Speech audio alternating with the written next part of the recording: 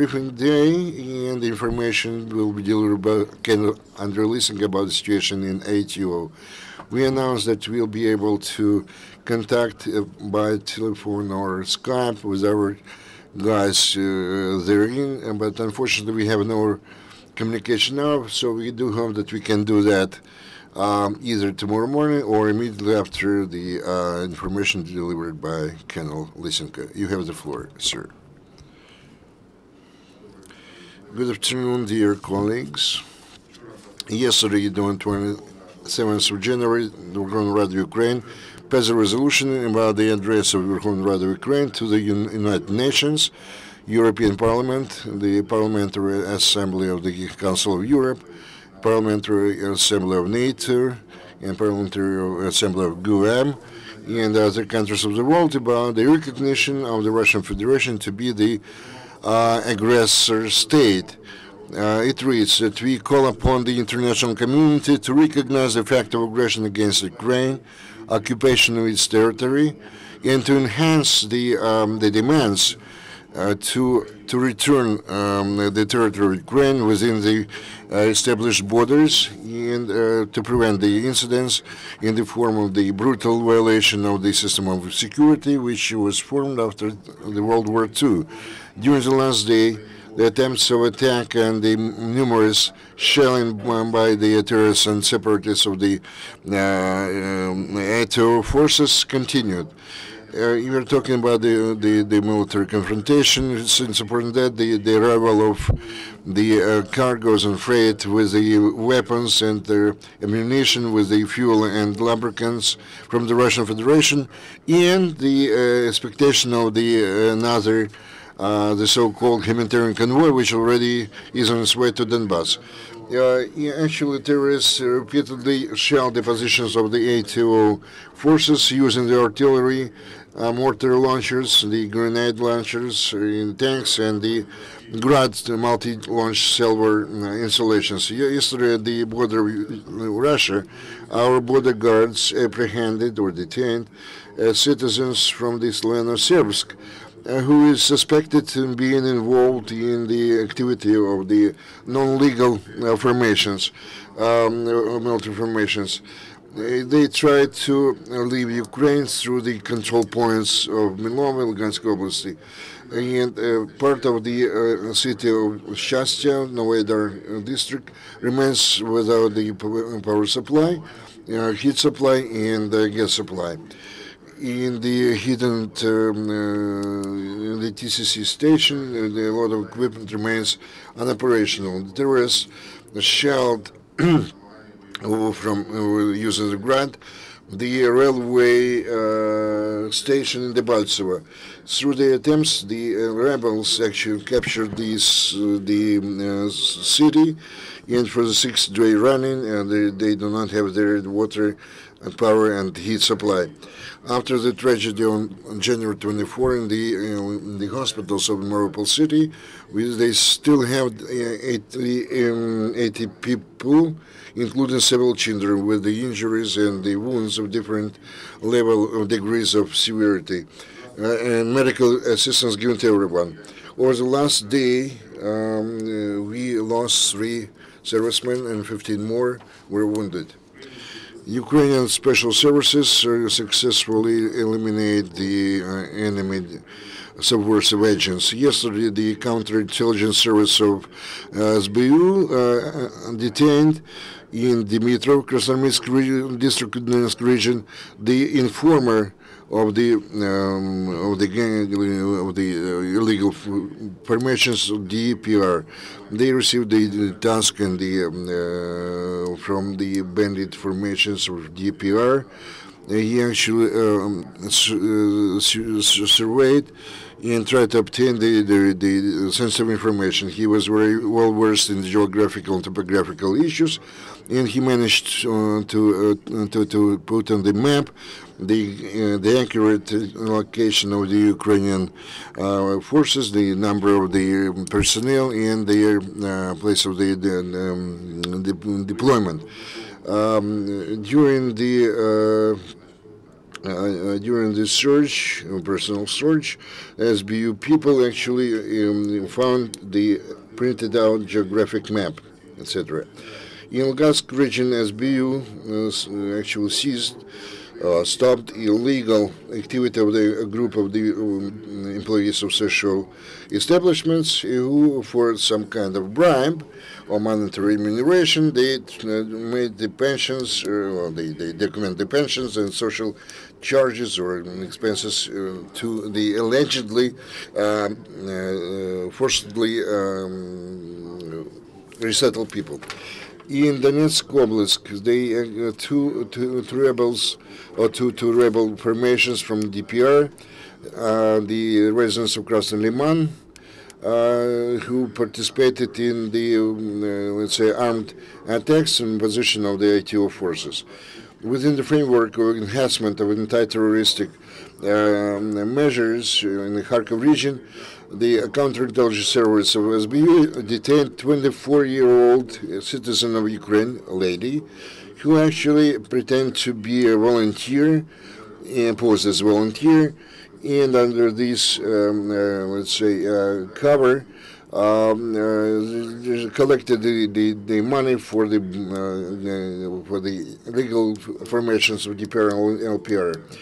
This pseudo alleged volunteer visited the place of deployment of the units of Armed Forces of Ukraine, where she took necessary, she took the photo and video few shots of the Ukrainian military equipment and material in the positions of the personnel.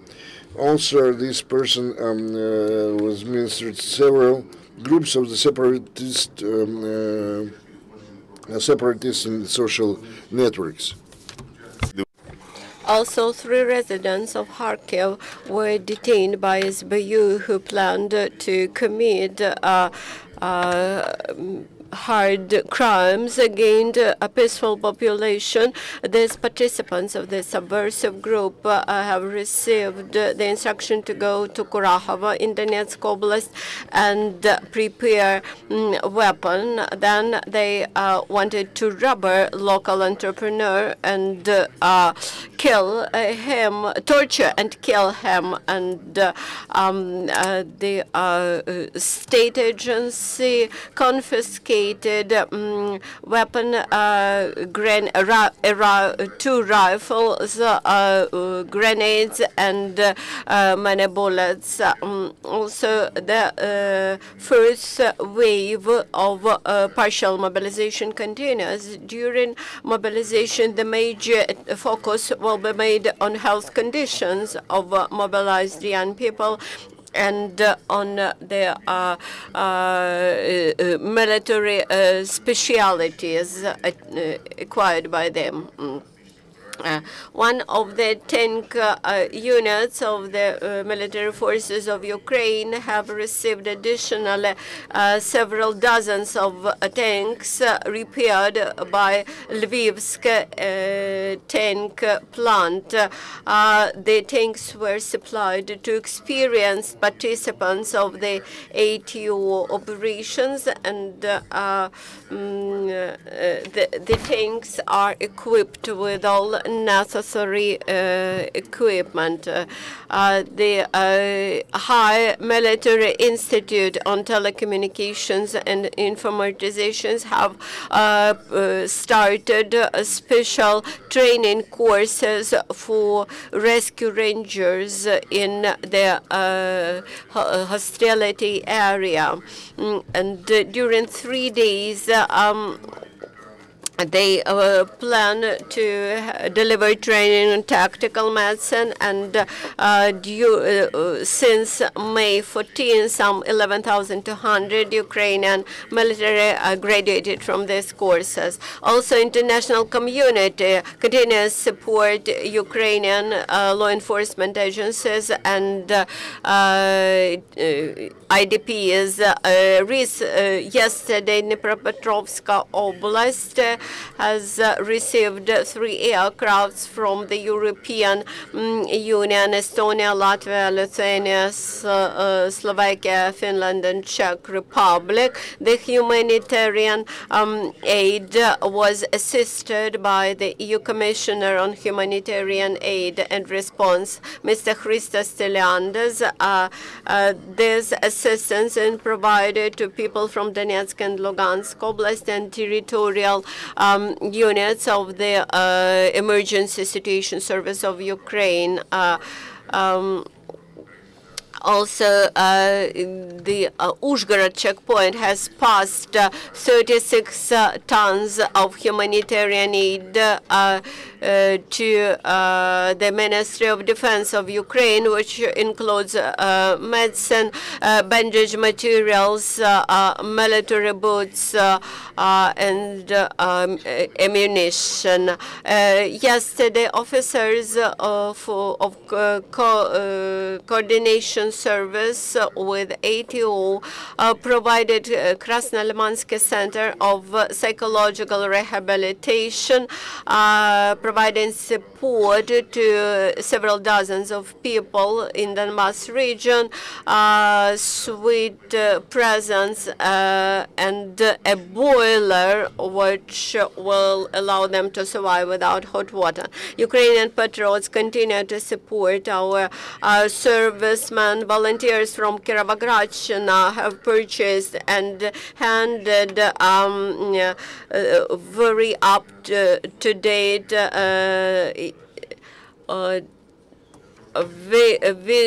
night vision equipment. Also, the charity fund in Berlin has provided a special night vision equipment for the medical unit of Tank Brigade in ATO zone. Yesterday, 24 servicemen from Central Territorial Unit and Dnipropetrovsky Battalion of the National Guards of Ukraine joined the action of blood collection for the wounded in ATO. Parliamentary Assembly of the Council of Europe has passed the resolution which underscores, which condemned financing of terrorism by Russian Federation. The text of the resolution contains an appeal to Russian Federation to refrain from further financing of terrorists in the east of Ukraine and from support of militant units and rebels units, and stuck with the Minsk agreements. The resolution also includes an appeal to liberate all the military prisoners, including Nadia Savchenko and other Ukrainian citizens which are detained in Ukraine in Russian jails, and the practice of so-called humanitarian convoys from Russia to Donetsk is condemned also. The White House informs that President of the USA Barack Obama and Chancellor Angela Merkel have agreed that Russia should be brought to responsibility for support of militants and for not complying with its commitments. Assistant to the U.S. State Secretary on Europe and Asia, Ms. Noland, condemned deceit and lie of Russian mass media. She said that Russia should be asked why they are producing lies. About shelling of the hospital in Svetlodarsk, it was said that the nurse suffered, that the nurse was killed. Further information is not provided. And about those who was bribed and who registered the IDPs for pensions in Luhansk. About shelling, we do not have any details. We just have gotten information about that nurse who was killed in result of the shelling.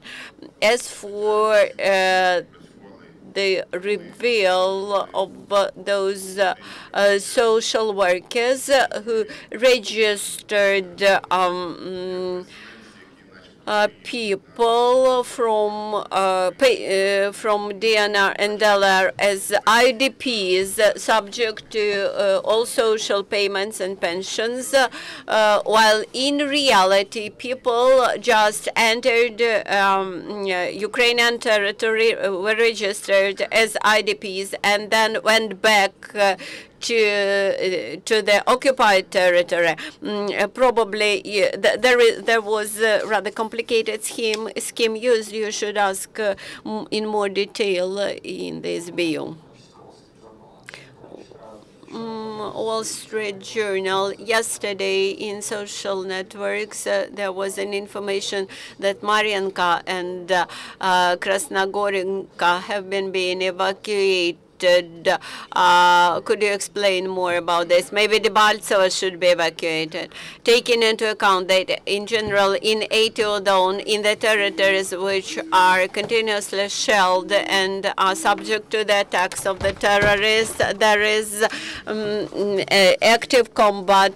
People are escaping from the battlefield, and they try to remove to those territories which are controlled by Ukrainian authorities. We cannot say that people are evacuated from some specific places. We can only state that 3 times the flow of IDPs from this territory has grown 3 times. 2-3 times.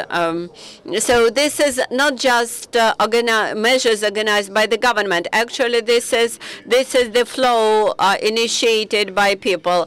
There are corridors, there are checkpoints allowing people to escape from this area.